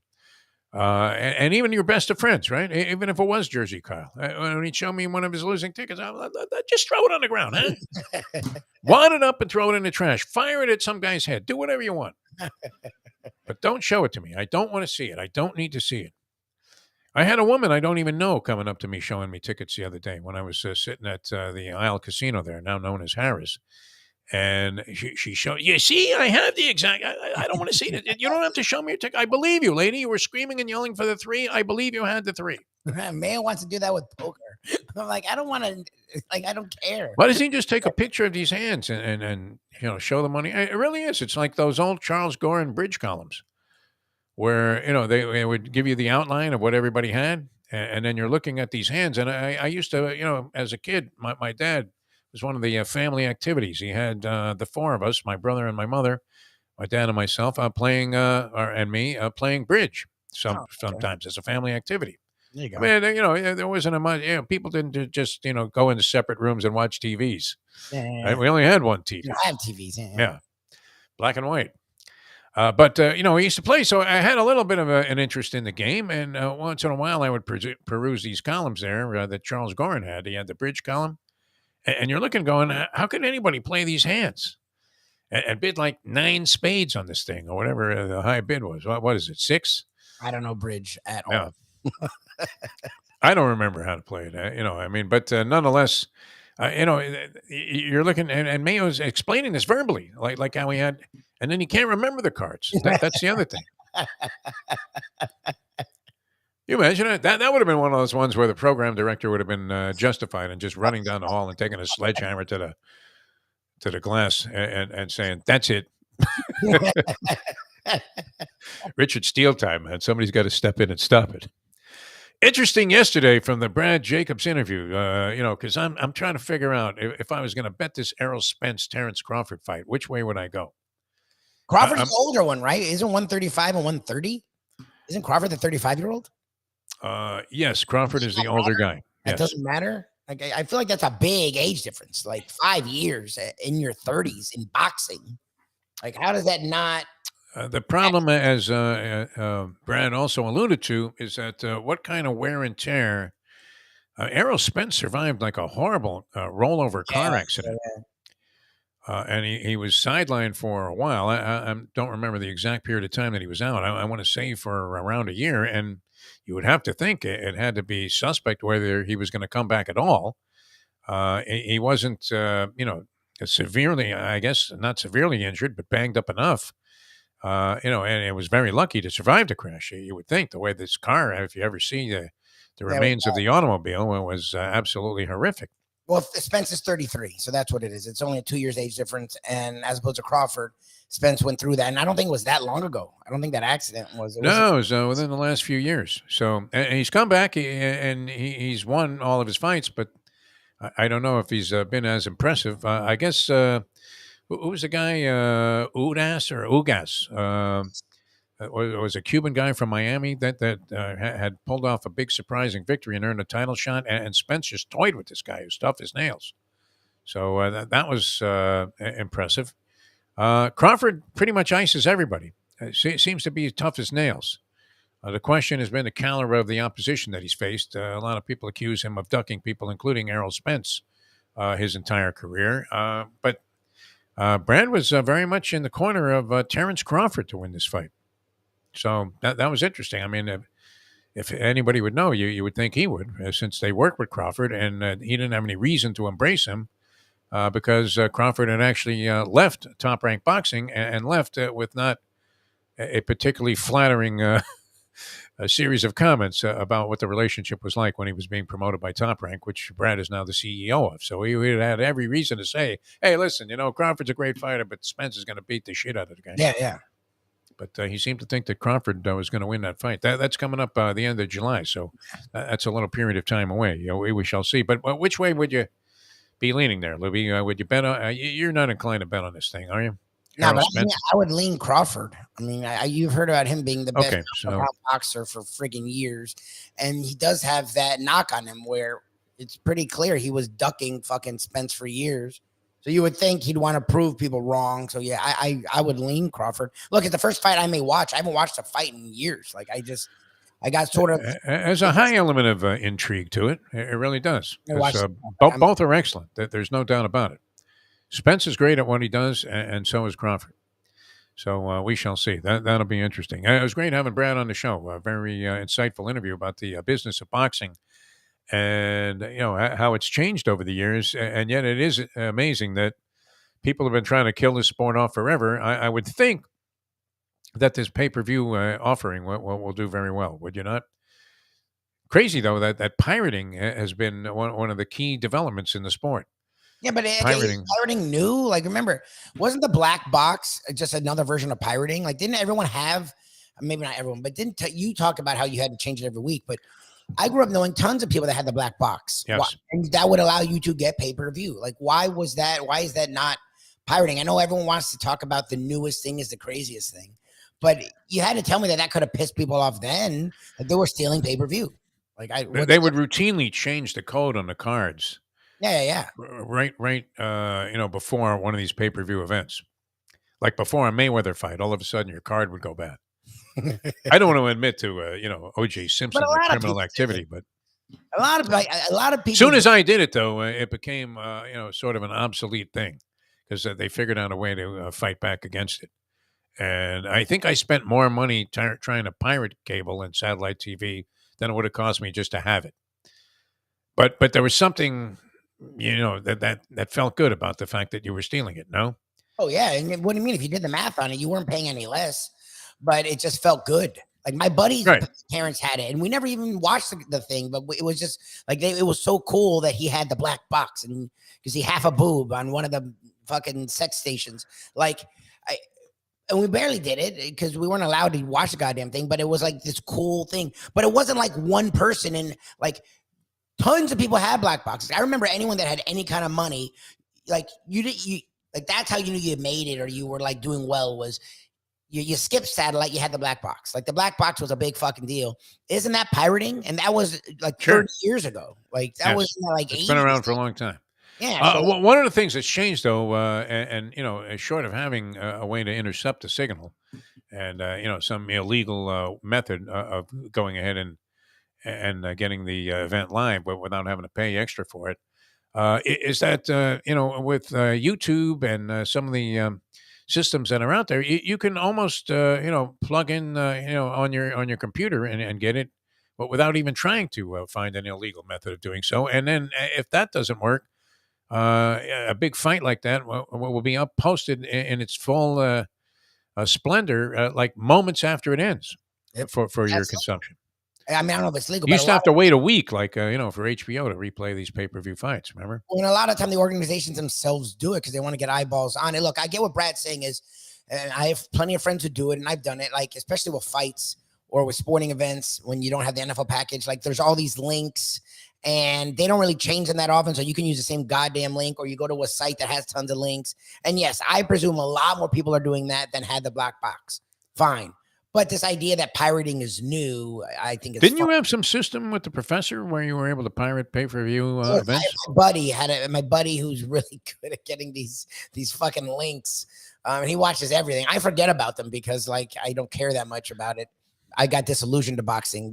It's all I can do to sign on to Facebook, so I wouldn't be a likely candidate. One of these things, and it's a pain in the ass because you'll have to try like 6 different ones, and then halfway through it'll start buffering, and I don't have patience for that shit. I'll just say screw it. I'll look at the highlights later. Like between Mayweather and Canelo, they disillusioned me to boxing a lot. Like I got really into the idea that they would fight their foes, and both of them did them late. The Mayweather Pacquiao, which I did shell out the $100 or whatever the fuck dollars for, and it was a total disaster. Mayweather didn't even try to fight.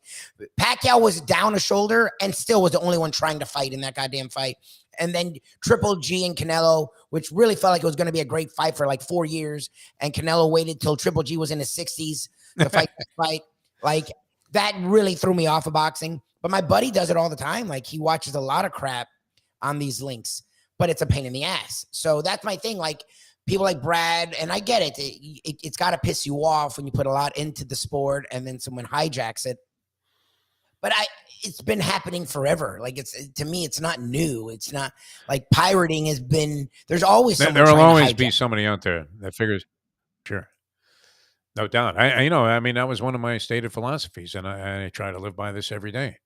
That at least at one point during every single day that you're alive, you should address the idea of is there a way where I can beat the system, and try to figure that out. Unfortunately, betting on horse races hasn't worked out for me.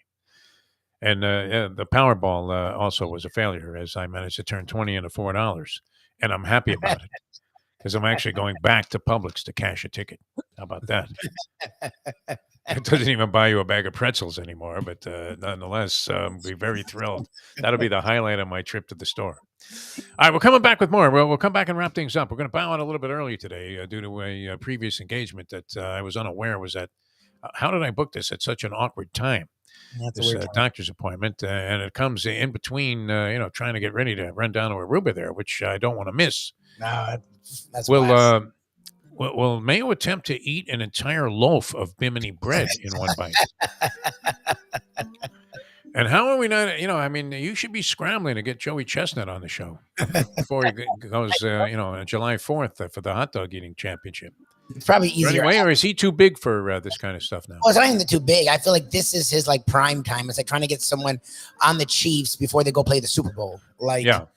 I like after when people forget is when it's probably easier. And again, we do a show every day. So for us, getting Joey Chestnut is a year-round thing. That would be great. We don't really just need him now. So I've already thought about it. I'd love to get him on like a week or two after and then have him grade Mayo. Have him just watch Mayo eat and just be disgusted. Because to me, his life is eating like an animal, and we all respect it. To watch him watch Mayo eat like an animal, I think even he would be like, Jesus. Well, especially if he's going to eat 75 hot dogs, and Mike couldn't get past number 5. Which I don't know that I could eat 5 hot dogs with full buns. But we're not him. That's funny, though. You can't be a food critic and go in the Nathan's hot dog eating contest and start getting all sensitive about it. Well, I want a crunchy bun with sesame seeds. It's like, get the fuck out of here. Just soak that bun in water and swallow it down. It's the only way you can do this if you're going to try to put numbers on the board. Well, what's weird is, I mean, can you consider that a sport? Is professional eating, I mean, is it categorized as sport? I don't know. Poker could be on a sports channel. I mean, should we characterize professional eating as some kind of sport? I always find it weird. Or is it just a competition that really has nothing to do with it? Our friend Brian will do that with golf. And my whole life, I was weird about NASCAR because I know it gets hectic in there. I know it's hot. I know you are testing your body. But I've always found it bowling. They always was bowling a sport. I don't know what sport versus golf. Game. I mean, was the big debate. Golf, sport, first game. I don't wait. Like a lot of these things that people watch on ESPN, so you assume it's sports. People would always make the argument, well, they have to walk the course. That makes it a sport. There's a ball. I always thought if there was a ball. Yeah, exactly. I don't know, but I tend to agree with Brian. It feels more like a game. Golf leans more, in my opinion, towards being a game than it does a sport, but it does involve hitting a ball with a stick, which, we consider baseball to be a sport. Is it that you don't run it out that makes it not a sport? You're not playing against someone, maybe like it's you. Nobody's defending you. Yeah, it's kind of crazy. That's sort of how it feels, I guess. Is that bar shuffleboard? Is that a sport? Bar shuffleboard. Eating, I don't know. It involves some kind of physical exertion, does it not? Yes, you have to be conditioned to be able to handle this. And if you're not, it's very unlikely that you're going to crack double digits, I would think, eating hot dogs. But I mean, the fact that he wins by like 30 hot dogs, even when he's got it on cruise control. Yeah. The only question going into any of these July 4th competitions anymore is not is Kobayashi going to show up? It's is he going to break the record? Is he going to actually press to break his own record? And I would imagine Chestnut has some incentive to do that since, he is the only guy on that circuit that anybody's ever heard of. Is that not true? After Kobayashi he was washed up at an early age. That's the other thing. The longevity of Joey Chestnut is something to be admired. He's been at the top of this game for a long period of time. I don't know. How did we ignore this one? I think we should have featured him on the show, Libby. I'd love to have him. I just don't know how to get him, especially now. I feel like this is when he goes into like his dark place and is in like training mode. Call Nathan's. If they had to eat the fries, which I would prefer over the hot dogs sometimes anyway. I know Nathan's fries are. That would really throw the competition off. All right, so we're coming back with more in a moment here on the Defo Show, and we'll have a Degenerate Friday tomorrow at Aruba Cafe, Beach Cafe, later on this afternoon, right there at Lauderdale by the Sea at 12 o'clock today. A couple of featured guests going to be joining us on the show. That should be great, and we'll be back with more on the Defo Show in a moment. Now that the time, it's 8:33. Ponies in Style at Champions, the outstanding simulcasting room at beautiful Hialeah Park. Yes, the grand old lady of thoroughbred racing has never been more vibrant, and you can wager on the races from the top tracks around the country while enjoying a cocktail at the Brass Rail Bar or any of the fine food served throughout the facility. If poker is your game, you're covered in style, and you can play all your favorite Vegas-style games, including blackjack, craps, and roulette, in Hialeah Park's sizzling hot casino. Get a player's card when you walk through the door for all kinds of generous amenities, including our favorite, free play, when you come out to the ultimate casino and entertainment destination, Hialeah Park. These days, we're all looking for comfort anywhere we can find it. Thank goodness for Landlubbers Raw Bar and Grill in the Plantation, because they are making sure you are as comfortable as possible. First of all, they're not only open for delivery and pickup. All you have to do is go to landlubbersbarandgrill.com for both pickup and free delivery. You're going to have the best wings in the world. You're going to have a great burger. You're going to have their amazing soups. Again, Landlubbers, Raw Bar and Grill. It's nice and easy. Just go to landlubbersbarandgrill.com for both your pickup and free delivery. Thank goodness for Landlubbers for making you always feel right at home. Are you looking to buy your first home? Have you been turned down for a loan? Do you need to refinance or get money out of your home? Call Michael Kodsey, CEO of Choice Mortgage. He's been helping the South Florida community get mortgages for 30 years. Hi, this is Michael Kodsey, CEO of Choice Mortgage. We have the most competitive fixed rates in the market. Call me 24/7, 561-441-2730. And remember, I don't just work banking hours. To make the right choice for your home, call Choice Mortgage today.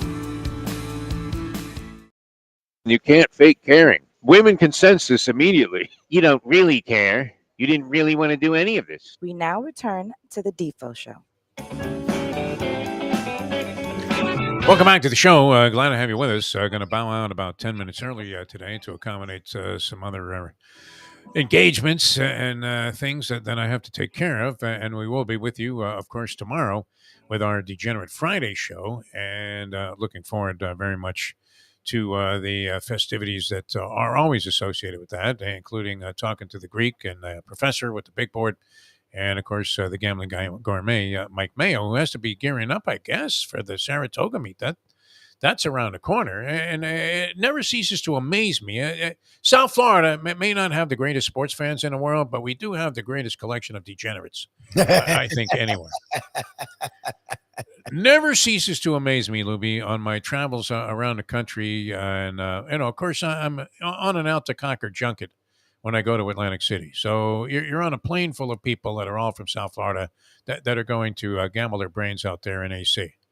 Because I don't know, I guess, not sure if they have any kind of quota on what kind of play that you participate in terms of slot play or gambling or table play at Harris to qualify you to come back. Mustang, it's no problem. She's already qualified for the next 17 trips, just from what she's been doing at the local casino here. Now that it is a member of the Harris family, so that doesn't hurt the equation any in terms of these freebies. But never cease to amaze me. I mean, I would be checking into a hotel in Vegas. I mean, even going back like 30, 40 years ago. And, coming from South Florida, going out there to do some kind of event or whatever. And at the, counter checking in, hey, Defo, hey, I was listening to you on the radio this morning. I'm like, how many people around here from South Florida on a regular basis? And it is, pretty incredible to see what kind of degeneracy exists here. And Saratoga would be the other thing that people from South Florida have an incredible proportion that actually end up going to Saratoga almost on an annual basis. Yeah, I think Lenny, I don't know if he goes for the meat, but he has friends there. I don't think he cares about the races. Okay, yeah, because I know a bunch of people will talk. You guys, you got me hearing people talk about Toga. Like every year, it's like, okay, what the fuck is Saratoga? It's day camp for degenerates. It's great. You're out there in the country, right? Maybe get a little softball game going in the morning there and go out to the track in the afternoon. But people are all over it and make an annual trek there. And the percentage of people from South Florida that go to Saratoga among degenerates, I think is a very high quotient, very, very high number. Yeah, what do you mean? Like the Derby, before I even knew anything about horse racing, because we were in our infancy when we actually went to the Derby and we're walking on the actual Churchill Downs track, literally walking on it minutes before the fucking race. Like I knew nothing about it, but I knew about the Derby. You don't hear anyone saying, I'm going to the Derby. You never hear that. You don't hear them talking about that at all. But around town, you hear people talking about going to Toga all the time. And it's like many people from South Florida make the trek. And it's not that simple. I mean, you have to fly into Albany and then drive. What is that? Is it like is it less than an hour to drive from Albany to Saratoga? And then you have to find a place to stay during the meet. The hotel prices are jacked up. The method everybody talks about is an Airbnb, like within an hour of Saratoga. Okay, that's the move to make. Rent a car, Airbnb. Okay. And save yourself a ton of money over those very high priced. That I'm not a fan of. The price gouging at hotels. I hate that. The Red Roof Inn, normally $39.99 a night, is now $500 a night. Minimum 3-night stay. I wanted to go to FSA. Like I used to go every year until I got into my 30s because I could crash at friends' houses. But ever since I got in relationships, you can't you can't take your wife to your buddy's couch. Like you have to get a hotel. No.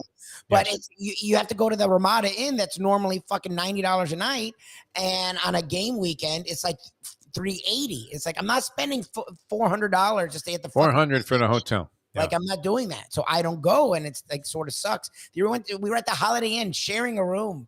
That was like $450. Yeah, if you have 20 people that you can cram. Well, we had 3 guys in a room, one hotel room. I had 2 beds in it, and one guy's crashing on either a cot or on the floor, whichever he found to be more comfortable. Yeah, that's a lot. I remember being curled up on the bathroom floor that one night that we came back. In fact, that was the day before we did the show. I was staying with George the Animal Steel and Jersey Kyle. 2 guys that should take some of the baked beans out of their diet. Because, I mean, why is that guys feel like that's a good thing to do, that's a sign of bravado, to be openly farting like crazy people? It was like you were listening to popcorn being popped. After a while, you're thinking, that's not my game. I don't really care for that. Come on, what did I add? Kind of crazy, huh, Lubie? Unbelievable. All right, so we're excited again. We have another Marlin game tonight, and I'm going to tune in, I believe, right at the start of the game. That's now become an MO. That's become a necessary strategy to be tuned in at the very beginning of the game and see how it goes. Last night, you had the hour rain delay in the middle of it, and I again reverted to my addiction now, which is the show Breakpoint, the series that's on Netflix.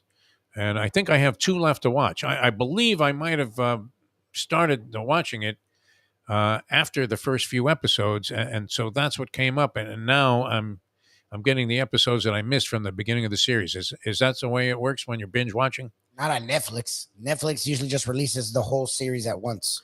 Yeah. Somehow I have 2 episodes left, but they have backtracked from chronologically from what I was watching in the beginning. So that they were showing like stuff that was happening in 2023 this year, and now they're all the way back to like the beginning of 2022.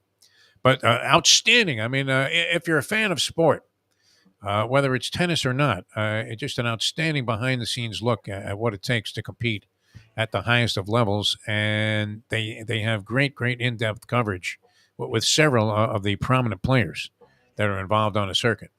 So really good stuff. Breakpoint, the series on Netflix, I recommend it 1,000% to anybody out there that enjoys that type of television. Where I mean, it's an unstaged. It would be like remember when Showtime and HBO, they were doing these 24/7s on boxing. Yeah, the boxing stuff. Yeah. And they showed a guy with his girlfriend, his relationship, his family, where he came from, shots. I mean, they have shots of these players when they were like 5, 6 years old, even younger, and the stuff that they went through. Very, very interesting. I mean, if you're a fan of the tennis circuit at all, I think you'll absolutely love that. So we have some recommended television viewing, but the Marlins have become sort of must-watch TV in the DeForest household, at least my portion of it. Because very enjoyable ride. I mean, think about it. If they can sweep the Red Sox going into the series against the Braves, they would then be 14 games over 500. And you're literally looking at, if they just duplicate this first half of the season, they win 94 games this year. Amazing. And like Tommy said, duplicating it's going to be tough because they do have a much tougher schedule. But, okay, again, those teams now are looking at the Marlins different than they would have. The Marlins are not the easy pushover win that you would have thought if you are the Braves. Look, the Braves going into this series, they played out of their fucking mind, and it's annoying.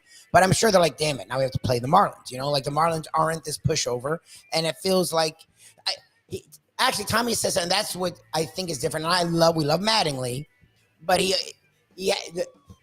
when you hear Schumacher talk and you heard Mattingly talk, they do have a different style. Like now, maybe they have different teams. Right now, maybe Mattingly, if he had this team, would have talked this way. But Schumacher talks more of its expectation. Like Mattingly always talked about, well, we're going to go out there and we're going to give it our best, whatever. Schumacher doesn't talk like that. Schumacher is very tough on this team, and he's very matter of fact.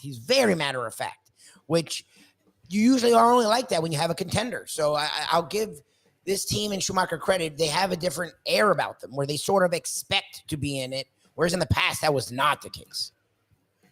No. They were kind of just accepting the fact that they had played in a lot of tough luck. Yep. Shrugged their shoulders and was like, what are we going to do about this? I don't know how you hold these guys more accountable. I will say they're hustling and having a good time. You do see this kind of attitude reflected on a lot of baseball rosters. I'm surprised at how they react sometimes to regular season victories. They don't appear to be taking this as a matter of fact or as a matter of routine. You see teams in wild celebrations after winning a regular season game, even teams that are not doing particularly well. The Marlins do appear to be a very close-knit unit at this stage. Yeah. They do seem to like each other and be rooting for each other, get along. You don't hear about a lot of controversies or any kind of animosity. There's not a lot of finger-pointing after losses. They seem to be pretty together. And but let's hope it continues, man. Another remarkable semi-Cinderella story being written right here in South Florida. All right, we have to run. Wish me luck. I'm going to be coming back from that doctor's appointment. Hopefully I don't get the look. And I'll be joining you guys later on today at Aruba Beach Cafe. Fantastic place. Everybody knows about it. Everybody loves it. Yeah. It's great. Right down the street from one of our other favorite spots on the Mayo Lunch Tour, and that is Even Keel Fish Shack. A lot of great places there. Lauderdale by the Sea. Yeah, nice. It's a good spot for me. I mean, right down the street there. Can't wait to get there. And do we request that what was that, bouillabaisse they call it? That seafood soup they had? I've learned when we go to these places that until they ask us what do you want, when they start offering up stuff, they usually never steer us wrong. No. So like I want the fucking bread because I was in the middle of Passover. Oh, you need to try it. Yeah.